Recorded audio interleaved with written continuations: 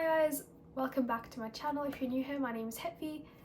As we approach the exam season, I know that many students are going to be extremely stressed and overwhelmed, and that is why I have dedicated this video in discussing techniques that we can use in order to reduce and elevate the amount of stress that we're experiencing so that we're nice and calm and composed prior to entering our exam.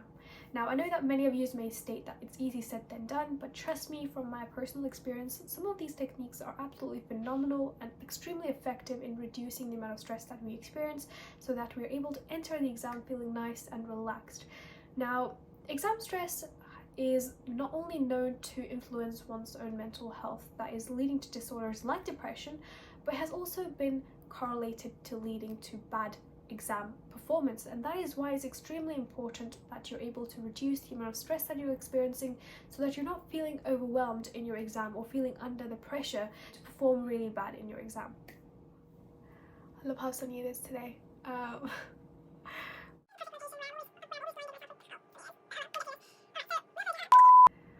Now, so without further ado, let's dive right into this video. Now, the first technique, I guess, comes without saying, that is to pace your learning, whether that is to have a study schedule or app downloaded on your phone that can allow you to allocate a certain amount of your time towards studying, or to set a set amount of time to revise each and every single day, whether that's in the morning or after you've come from school, college, university. Whatever time is best suited for you, allocate some of your time each and every single day, running up to your exam, to revise a set topic or a set module for that exam. This can ensure that you're not leaving your revision right till the end or the night before your exam, so that you're not feeling overwhelmed by the amount of information you have yet to learn, right? That will only add to your stress. So it's extremely important that you're pacing your revision. Now, the second one is slightly new for me, and it's one that I haven't personally used, but I know has been extremely useful for several students. That is to relocate themselves ever so often when they're sitting to revise, whether that is to revise in a different room or a different location itself. There have been studies that have shown for this to have been extremely beneficial, as it allows you to encode your mind to be able to retrieve information irrespective of where you are, whether that is in the same location you've had all your exams, or whether that's a different location. I know for some exams you have to go to a different test center, or you just have it in a different location from where you always have your exams. So this can be extremely beneficial in such situations and circumstances, but that is not to state that you cannot revise in the same location, right? You do not have to migrate to a different location each and every single time you sit to revise, or be in a different room, right? I'm someone that likes to revise in my room, at my desk. I don't like having to move elsewhere or relocate, simply because I hate the fact that I have to carry so much things to a different location. I'd rather save that time and energy and just sit at my desk and revise, right? So it's not to state that you have to relocate or that's the only way, but there are several studies that have shown for that to also be beneficial. Now, for some students, that's what it is, right? I know some people that like to relocate every now and then, every couple of hours, if they have an extended amount of time that they've set to revise for. So say, for example, 8 hours or 9 hours, they will, after every 2 or 3 hours, relocate. So they might go from the cafe to the library, from the library to kind of their room, and then kind of relocate, or kind of just go in these same locations but in kind of rotation or something like that. Now, you might be one of those, or you might not even be one of those. So don't feel the need to migrate or to move and relocate after like every couple of hours. Do what's best for you, or do what you're comfortable with.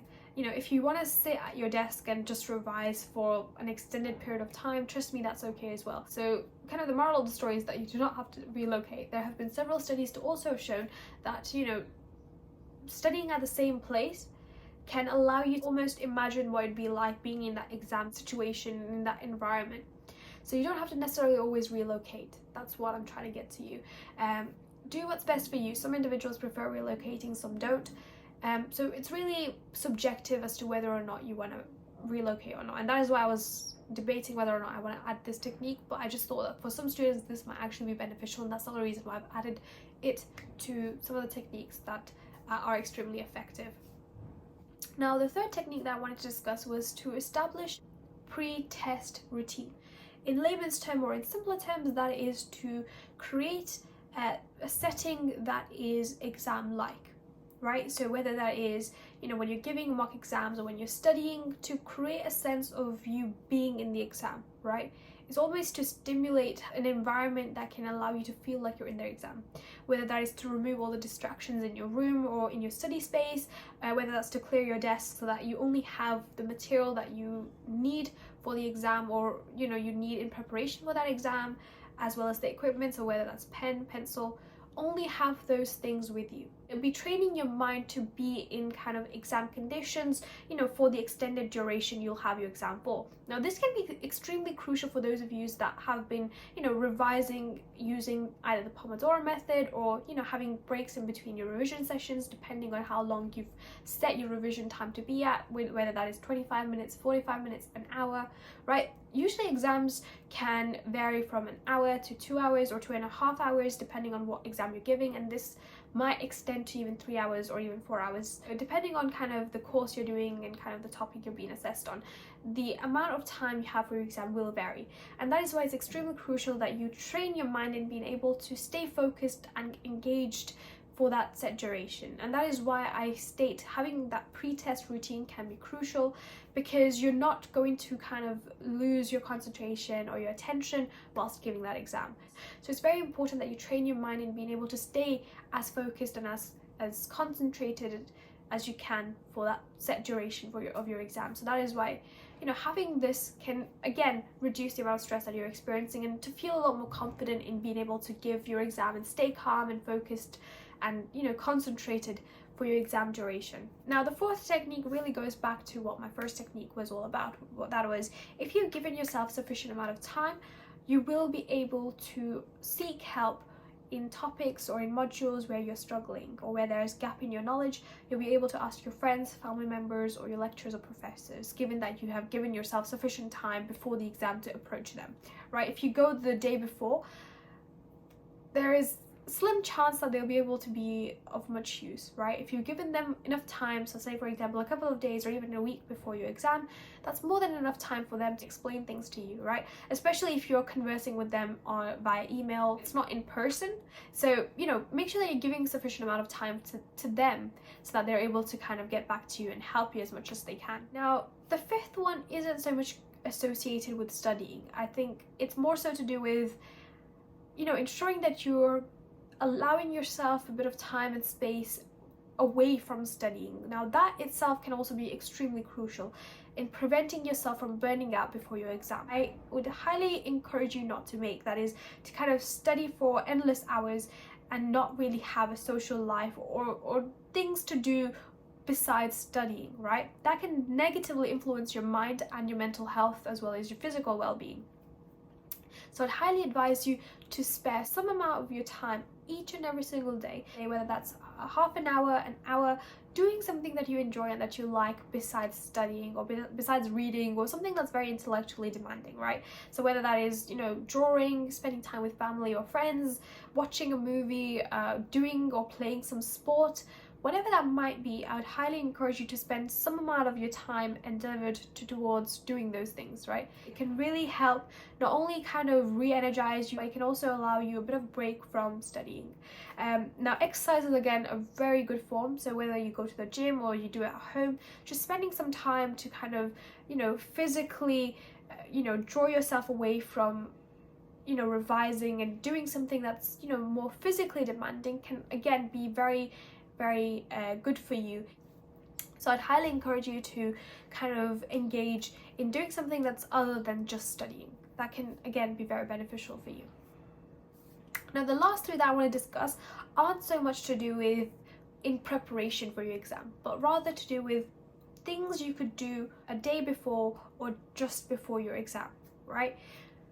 So on number 6, I believe, is to ensure that you're getting sufficient amount of sleep prior to your exam. I cannot stress enough how important it is that you have gained sufficient amount of sleep the day before your exam, right? There have been several studies that have shown correlation between sleep and your academic performance, when you're giving that exam. You might not realize how important these two factors are, but they are crucial, and that is why I discourage, revising the night before or spending, your entire night revising or trying to cram in your revision, right? If you paced it correctly, you won't have to stress the night before, and you will be able to gain sufficient amount of sleep. Since there have been several studies that have shown a correlation between stress, sleep, and your academic performance. Whilst there isn't a definitive correlation between sleep, stress, and kind of your academic performance, there have been numerous studies that have shown for there to be a correlation between the sleep, your levels of stress, and of course your academic performance. So it's something that I would highly encourage you guys to ensure that you are, considering prior to your exam. Moving to the 7th technique, and it's one that I think should somewhat be compulsory, that is to ensure that you've had a good meal prior to your exam. Now, I don't know about you, but I'm one of those that cannot sit their exam knowing that they're hungry or that they've not had a proper meal prior to the exam, because I know that I'm going to feel hungry, I'm going to feel tired, I'm going to feel a lot of things when I'm in the exam that can easily distract me and prevent me from focusing and concentrating on my exam. So that is why I ensure that I've had a good meal prior to my exam. Now, I'm aware of many individuals that don't have a proper meal prior to their exam, or don't have a proper meal actually going up to that exam, right? So I've known individuals who, a couple of days before their exam, because of the stress, they stop having proper meals and kind of stay hungry or starve themselves almost to a point where they only consider having a proper meal after their exam. And I just think that's so irrational, because our body needs set nutrients and minerals, and likewise so does our mind. And so you're not only impacting your physical body but also your mind. It's not gaining the nutrients that it needs. So it's very crucial that whether that is in preparation to your upcoming exam or whether it's on the day of your exam, you've had a good meal. I'd suggest that if you're someone that constantly doubts themselves or that gets negative emotions whenever they're about to sit an exam, try having something sweet. Trust me, it can really change your mindset and how you're feeling and experiencing and your overall experience of giving that exam. So I'd always say that have something sweet, whether that's chocolate or any other sweet that you like to have, candy, lollipop, whatever it is that you consider to be sweet and nice for you. Consume that before your exam, and you'll find a change in your mindset. You'll be a lot more positive, you'll be a lot more relaxed, because those positive hormones will do their thing, and you won't feel so overwhelmed. So consider having something sweet and have a proper meal, something that I'd highly recommend you consider doing. Don't starve yourself. Don't feel like you will save time by not having a meal. It's not good for your mind, right? And lastly, on number 8, I'm not sure how many of you can relate to this, is in association to your caffeine intake. Now, I know many individuals consume caffeine so that they're not feeling tired, or they're not feeling drained when they're giving that exam.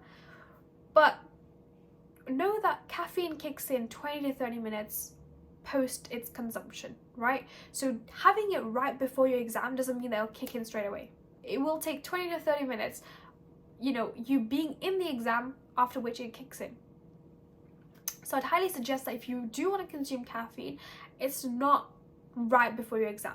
Give it some time prior to you sitting your exam that you consume it, so that you're not feeling that tired. In fact, an article in the Scientific American Journal demonstrated positive influence of consuming caffeine to enhancing memory alertness as well as your academic performance. So a study by Michael Yasser, a professor of psychology and neuroscience at Johns Hopkins University, in 2014 studied the correlation between caffeine intake and learning, and demonstrated for there to be a positive correlation for those who consumed caffeine to have a good memory retention than those who consumed the placebo, essentially demonstrating the positive influence of caffeine intake.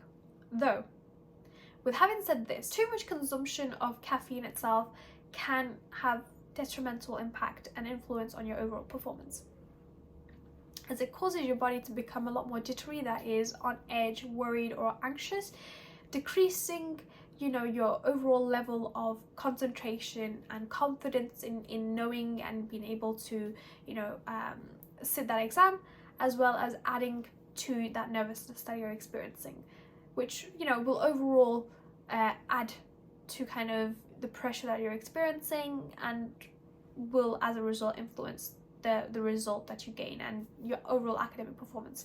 So it's very important that you bear this factor in mind. I'm not saying caffeine intake is bad, I'm simply stating that, like anything else, too much of it will have negative consequences. So it's very important that you are not consuming too much caffeine prior to your exam, right? And this can be especially for those of you that are considering to stay awake overnight in order to revise or cram in your revision overnight. You will rely heavily on caffeine in order for you to kind of stay awake and alert. So consuming too much caffeine in a short amount of time will have the same consequence. It will impact your overall performance. You'll feel a lot more anxious, nervous, and on edge prior to giving that exam. So it's very important that you're, again, spacing that revision out so that you're not having to kind of stay awake all night to revise and kind of, overly consume your caffeine. An average intake of caffeine usually revolves around 400 milligrams for adults, lower for those that are younger, but staying within this figure is what you should strive for. If you do feel the need to consume caffeine, try and stick within this range. You do not want to be above that range. And so that is it for this video, guys. I really hope you found something useful. If you have, guys, be sure to like this video, subscribe if you haven't already, and hit that bell icon right next to it to make sure that I'm regularly updated. And I'll see you all in my next video.